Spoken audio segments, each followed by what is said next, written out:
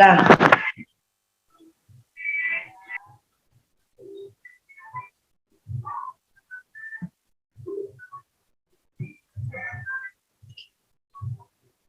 Baiklah, Assalamualaikum warahmatullahi wabarakatuh.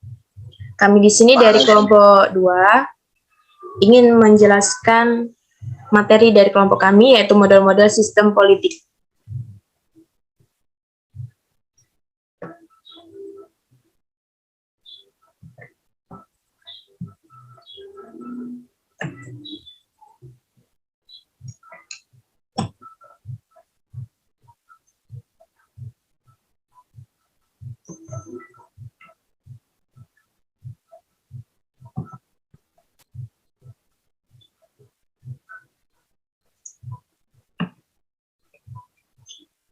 Yang pertama, demokrasi pemerintah semi-parlementer dan pendekatannya. Demokrasi semi-parlemen adalah definisi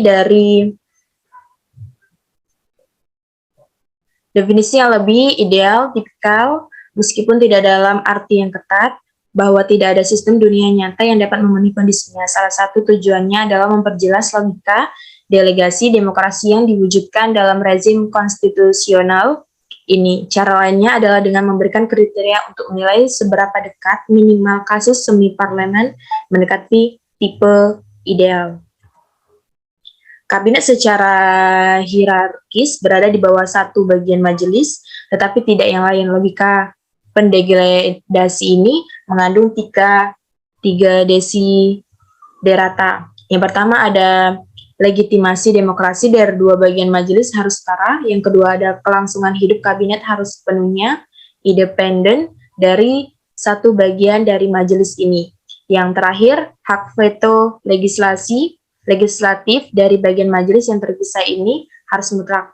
Keputusan ini memiliki 6 implikasi kelembagaan khusus yang saya bahas pada gilirannya.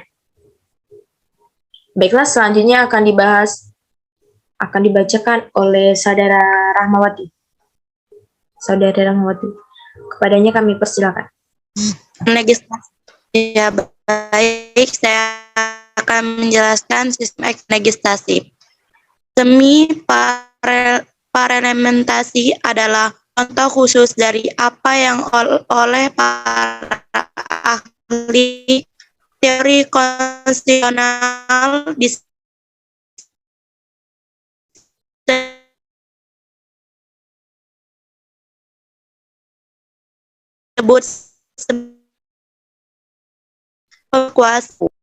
kekuasaan berbaris cabang, seolah-olah yang satu tidak dapat dimiliki tanpa yang lain.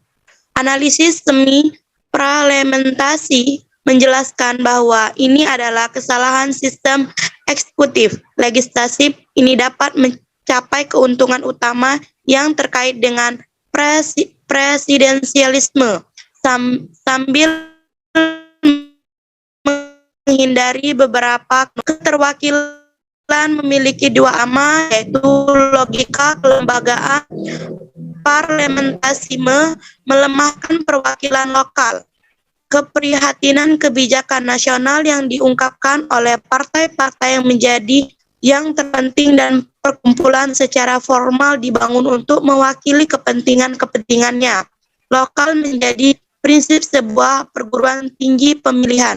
Untuk menentukan pihak mana yang memegang kekuasaan legislatif, Sugar dan Chair 1992, bahkan yang kedua yaitu bahkan jika kita memahami representasi semata-mata dalam hal platform partai terprogram pemerintahan parlementer menciptakan beroff yang kuat dalam pilihan sistem pemilihan yang sangat proporsional sistem perwakilan, tetapi dengan demikian cenderung merusak kemampuan untuk diidentifikasi. Kepada Saudara Dela, terima kasih.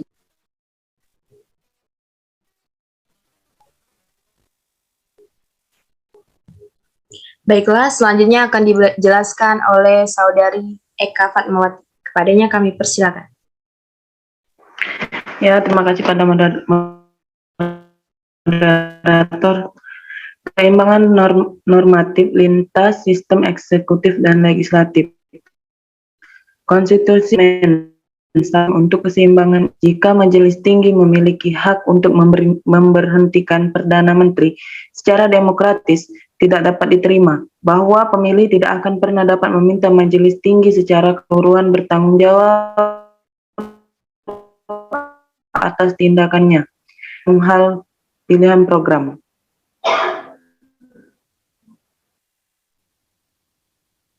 Next. 3 indikator mayoritas adalah sebagai berikut. Identitas atau INDEM. Berbasis partai mengabung informasi tentang seberapa banyak suara yang terkonsentrasi pada 2 blok pra pemilihan yang bersaing, tentang apakah pemerintahan terdiri dari satu daerah dan apakah status mayoritas. Karena fokusnya adalah pada partai 2001. Indikator mengabaikan pemilihan presiden. Clarity of responsibility atau COR. Mengukur kemampuan pemilih untuk menentukan pihak mana yang bertanggung jawab atas kebijakan masa lalu. Pemeringkatan tipe kabinet serupa dengan diusul Powell. Stabilitas kabinet staf. Menghubungkan rata-rata lama masa jabatan kabinet dengan konstitusional maksimal.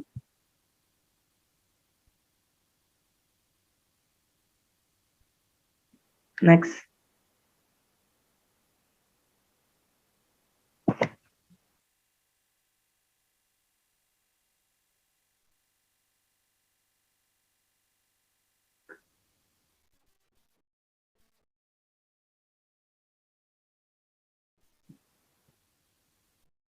Tiga tujuan proporsional adalah sebagai berikut.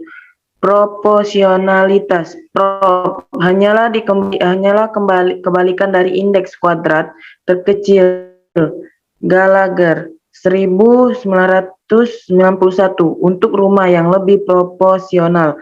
Dimensi atau DIM adalah jumlah dimensi yang efektif. Ganghoff et al. 2015 di rumah dengan dimensi yang lebih tinggi berdasarkan data survei ahli oleh Benoit dan Lever 2006 serta Porcek 2014. Langkah-langkah fleksibilitas legislatif atau FLEG secara kasar, sejauh mana partai-partai yang pemerintahan berkomitmen pada koalisi mayoritas tetap atau tetap bebas untuk memilih antara berbagai pihak dan berbagai pihak pendukung. Next. Ya, baiklah. Nah, ya, terima kasih. Baiklah, selanjutnya kesimpulan akan dibacakan oleh Saudara Arwin. Kepadanya kami persilakan. Baik, terima kasih kepada Saudari Adela. Di sini saya akan menyampaikan materi kami pada hari ini. Kesimpulannya adalah semi parlementer adalah jenis sistem eksekutif legislatif yang berbeda yang patut dipertimbangkan oleh para sarjana dan perancang konstitusi. Sistem parlementer berjuang dengan ketegangan antara visi demokrasi, proporsional dan mayoritas. Dan pemerintahan semi parlementer adalah salah satu pendekatan untuk menyeimbangkan visi ini. Sistem presidensial berjuang dengan berbagai efek negatif dari presiden yang dipilih secara populer. Masa jabatan tetap dan semi parlementer adalah salah satu pendekatan untuk menghindari efek ini sambil mempertahankan atau menguntungkan dari permisahan kekuasaan berbasis cabang yang disorot dalam literatur. Satu pertanyaan untuk penelitian lebih lanjut menunjukkan dan betapa berhasilnya koalisi legislatif terbentuk di bawah semi parlemen. Yang lainnya adalah seberapa baik kinerja sistem semi parlemen dalam arti menghasilkan hasil yang baik. Baik, itu saja kesimpulan dari saya. Kembali kepada Ya, baiklah kepada teman-teman sekalian yang telah menjelaskan dan menyampaikan materinya. Baiklah, mungkin ini saja yang dapat kelompok kami sampaikan. Lebih dan kurangnya kami mohon maaf. Kepada Allah kami mohon ampun. Kami akhiri. Wassalamualaikum warahmatullahi wabarakatuh.